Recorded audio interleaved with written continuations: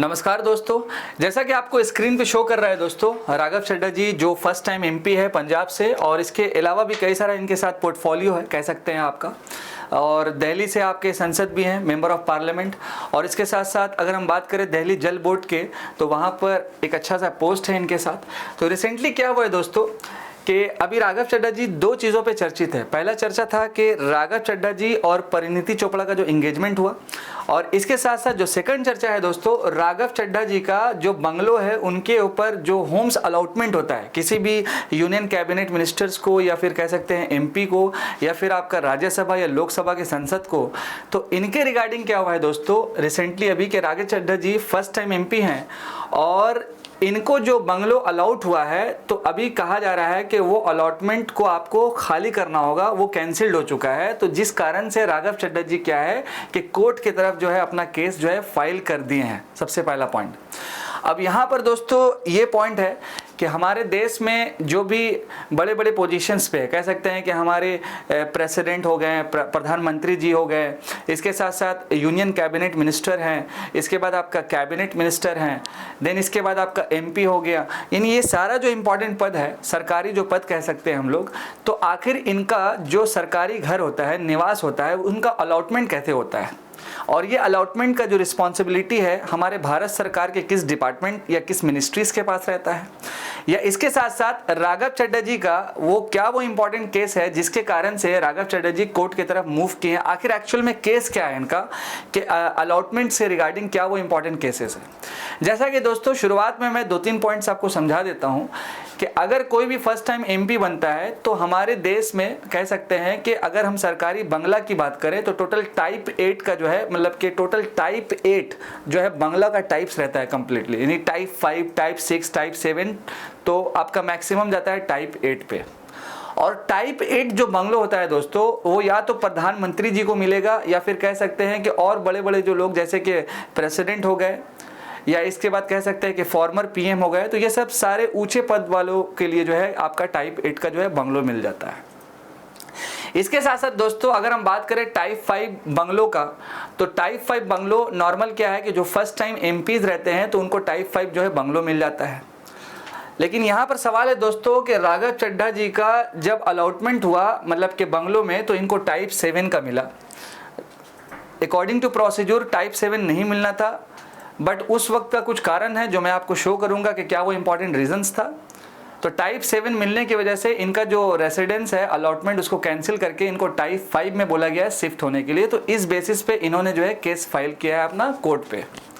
तो सबसे पहले हम लोग समझेंगे कुछ इंपॉर्टेंट चीज़ों को कि ये जो पार्टिकुलर जो सरकारी बंगला होता है तो दिल्ली में आपके किस प्लेसेस पे है, और इसके साथ साथ राइट नाउ कितना बंगला प्रेजेंट है, और ये टाइप 4 या टाइप 5 या टाइप 6 या और भी जो अदर फ्लैट्स होता है, तो इसमें किन किन पदों को जो है मतलब कि फिलअप किया जाता है और अलॉटमेंट का प्रोसेस क्या होता है। तो इन चीज़ों को हम लोग चलिए और थोड़ा अच्छे से समझ लेते हैं।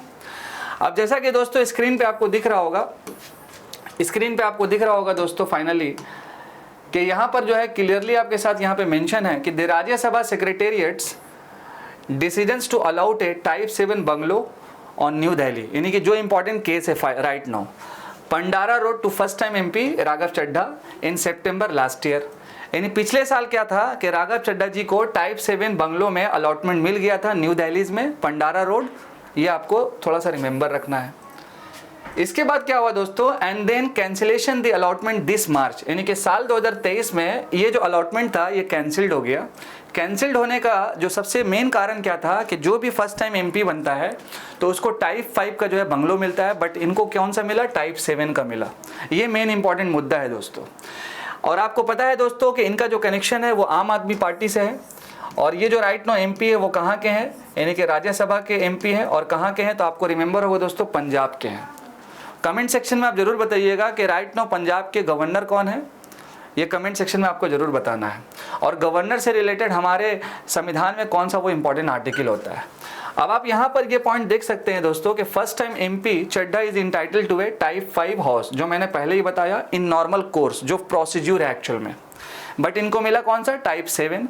अच्छा, ये जो एक्चुअल में सिस्टम जो फॉलो अप होता है, ये सिस्टम काम कैसे करता है, तो आप देख सकते हैं कि जैसे मान लीजिए आप अगर एसएससी की तैयारी कर रहे हैं या फिर अदर सर्विसेज की तैयारी कर रहे हैं या फिर कह सकते हैं यूपीएससी की तैयारी कर रहे हैं, इन फ्यूचर आप मान लीजिए कि आईएएस या आईपीएस बनेंगे, तो आपको भी सरकारी बंगलो या फिर सरकारी फ्लैट्स मिलेगा।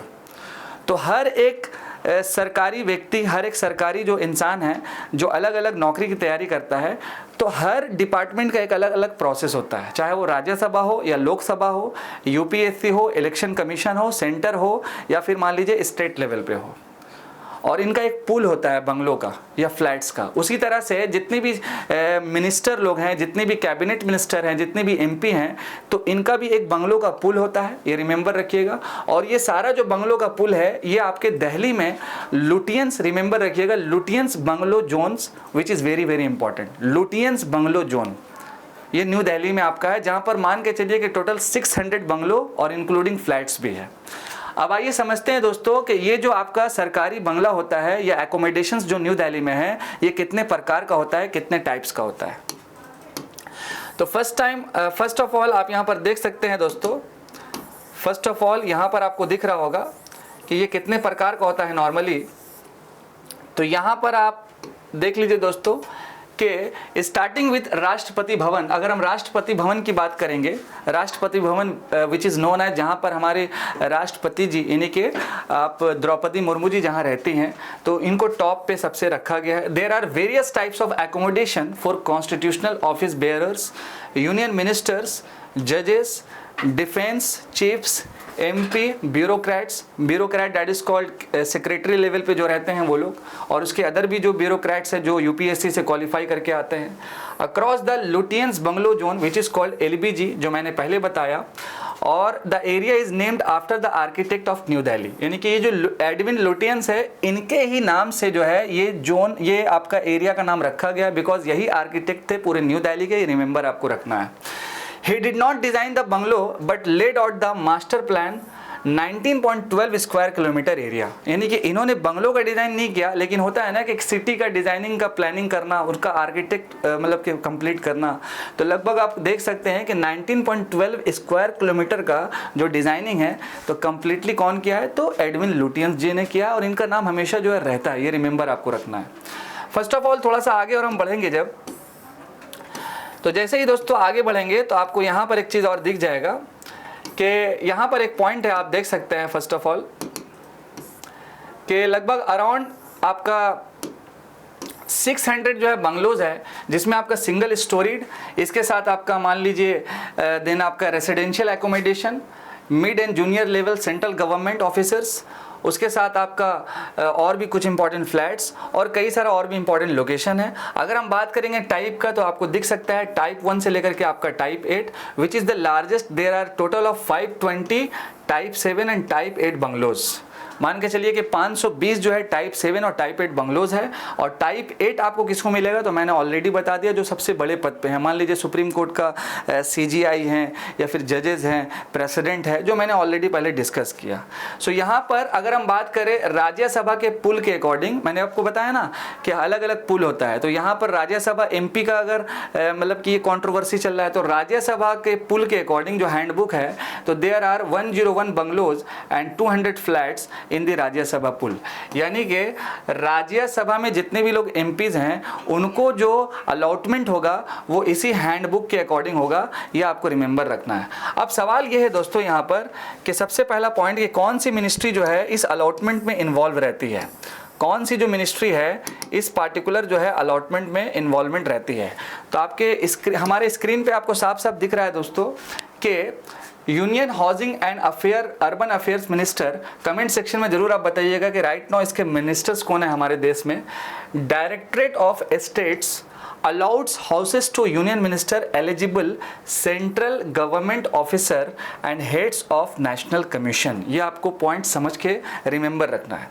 इसके साथ साथ दोस्तों the Lok Sabha Rajya Sabha secretariat are responsible for allotting homes to their MPs.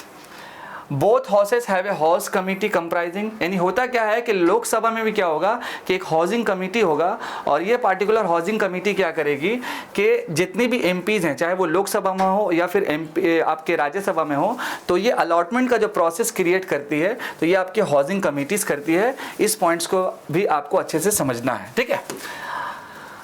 इसके बाद दोस्तों नेक्स्ट जो पॉइंट है यहाँ पे, फर्स्ट ऑफ ऑल कि अलॉटमेंट मान लीजिए है। अब देखिए यहाँ पर मेन पॉइंट क्या हुआ एक्चुअल में कि राघव चड्ढा जी फर्स्ट टाइम जो एमपी हैं तो इनका अलॉटमेंट होने वाला था कौन से फ्लैट में, आपका टाइप 5 पे, लेकिन हुआ किस में, टाइप 7 पे। कब हुआ था, लास्ट ईयर में हुआ था। और अभी राइट नो क्या बोला गया, आप खाली कर दीजिए, यानी कि मार्च 2023 का इंसिडेंट था एक्चुअल में। और अभी राघव चड्ढा जी जब कोर्ट मूव किए हैं तो आई होप कि आपको ये अंडरस्टैंडिंग हो गया होगा कि पार्टिकुलर ये जो मैटर कोर्ट पे गया है, लेकिन कोर्ट से मेरे ओपिनियन के हिसाब से अब देखते हैं कि ये मैटर अभी सबजुडाइज है, इसमें कुछ कहा जा नहीं सकता है। लेकिन मेरे हिसाब से अगर हम बात करें राज्यसभा के अकॉर्डिंग जो रूल्स है वो, और इसके साथ साथ आप कह सकते हैं एक और पॉइंट को कि फर्स्ट टाइम अगर कोई एमपी होगा तो उसका अलॉटमेंट टाइप 5 में होगा, बट इनका हुआ टाइप 7 में। और उस वक्त के जो चेयरमैन थे हाउसिंग कमेटी के, तो उनका क्या हुआ था कि उनका टेन्योर पूरा हो गया था और एक नए चेयरमैन का अपॉइंटमेंट हुआ था। तो ये भी एक इम्पॉर्टेंट सा इंसिडेंट है। उसके साथ साथ दोस्तों अगर हम बात करें कुछ और भी इंपॉर्टेंट फैक्ट्स का रिगार्डिंग ये जो इंसिडेंट है, तो आप देख सकते हैं कि टाइप 5 बंगलो या सिंगल फ्लैट जो होता है ये आपका ऑफिशियल एकोमोडेशन है। तो many of the first time MP are allotted flats in the redeveloped MP flats on BD Marg, यानी अलग अलग जो प्लेसेस है आपका। इसके साथ साथ जो नेक्स्ट कैटेगरी है दोस्तों आपका, वो है आपका टाइप 6 के नाम से। अब अगर हम बात करेंगे टाइप 6 के पॉइंट का, तो टाइप 6 में आपको यहाँ पर क्लियरली दिख रहा है कि ये twin flats are 4 MPs who are former minister of state, इसके साथ deputy speaker of Lok Sabha, deputy chairman of Rajya Sabha, nominated member, floor leaders, इसके साथ आपका parties members who have completed at least 1 term. तो यहाँ पर क्लियरली मेंशन है दोस्तों, अगर हम बात करें इस पार्टिकुलर हैंडबुक का या फिर आपके यूनियन अफेयर जो अर्बन मिनिस्टर्स है उनका, टाइप 5 जो बंगलोज है उनको ही मिलेगा जो फर्स्ट टाइम एमपीज हैं। और मैंने टाइप 8 के बारे में डिस्कस किया, टाइप 6 के बारे में डिस्कस किया, और राइट नो केसेस क्या है कि इनको जो है टाइप 7 जो अलॉटमेंट हुआ था उनको बोला जा रहा है कि इसको आप खाली करके टाइप 5 में चले जाइए। और राइट नो ये जो मूवमेंट हुआ है तो इसको लेकर के राघव चड्ढा जी क्या किए हैं कि कोर्ट में अपना केस जो है फाइल किए हुए हैं। अब आगे देखते हैं, ये मैटर कोर्ट पे है, इसके बाद क्या हो सकता है। लेकिन मैंने आपको प्रोसेस को अच्छे से समझा दिया कि एक्चुअल में टोटल 600 बंगलोज है। मैक्सिमम अगर हम टाइप की बात करें सबसे हाईएस्ट लेवल पे तो टाइप 8 है। वहाँ पर क्या है कि प्रेसिडेंट, देन इसके साथ साथ सुप्रीम कोर्ट के जजेस, सीजीआई, इन सारे लोगों का अलॉटमेंट होता है। इसके बाद अगर हम बात करें टाइप 5 का, जिसमें फर्स्ट टाइम एमपीज आते हैं, केसेस क्या है मैंने वो डिस्कस कर दिया आपके साथ।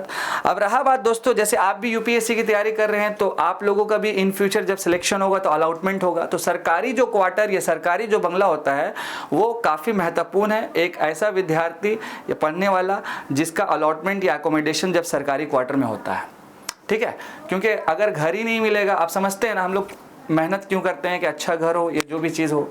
तो अब देखिए राघव चड्ढा जी तो फर्स्ट टाइम एमपी हैं फर्स्ट ऑफ ऑल। अब इनको जो सरकारी बांग्ला मिला है वो टेम्परोरी है, क्योंकि मान लीजिए कि जब तक एमपी हैं तब तक है, उसके बाद इनको वैकेंट करना होगा, यानी कि वो फॉर्मर हो जाएंगे, रिमेंबर रखिएगा। अच्छा, फॉर्मर जब हो जाएंगे तो फिर भी इनको क्या होगा कि सरकारी मिलेगा, ये भी रिमेंबर रखिएगा पॉइंट को, जैसे मैंने डिस्कस आपके साथ आर्टिकल्स में किया। अब आगे देखते हैं दोस्तों कि आगे का क्या सीन बन सकता है कोर्ट पे मैटर से। इसके बाद देखते हैं जो भी अपडेट होगा तो आपके साथ हम इसको शेयर करेंगे। आई होप कि ये सिचुएशन आपको समझ में आ रहा होगा कि क्या वो इंपॉर्टेंट सीन होता है सरकारी बंगला का। थैंक यू सो मच हमारे साथ बने रहने के लिए। मैं आपका दोस्त और आपका होस्ट अदनान सर। जय हिंद दोस्तों।